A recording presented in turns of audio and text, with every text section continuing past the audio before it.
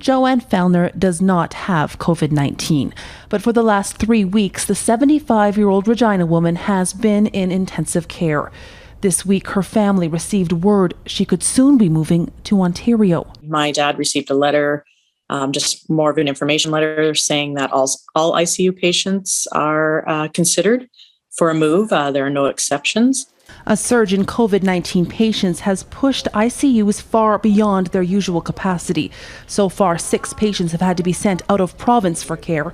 3 more patient transfers are planned for this weekend. It's tough on families, and it's quite traumatic both for the teams that are having to put patients through this and also for the families. But unfortunately, there isn't really any other good option. The province has 136 ICU beds available, but according to modelling released by the Saskatchewan government, without new public health orders, there could be more than 200 ICU patients in the province by the beginning of next year.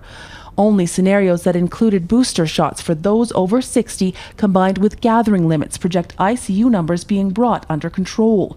The situation so serious, Saskatchewan's chief public health officer was brought to tears. I have no shame in pleading to the public that, we've gone so far, and, we just have to pull along for the next few weeks and months. And, it is distressing to see what is happening in our ICUs and hospitals. And I'm sorry, it's a very challenging time.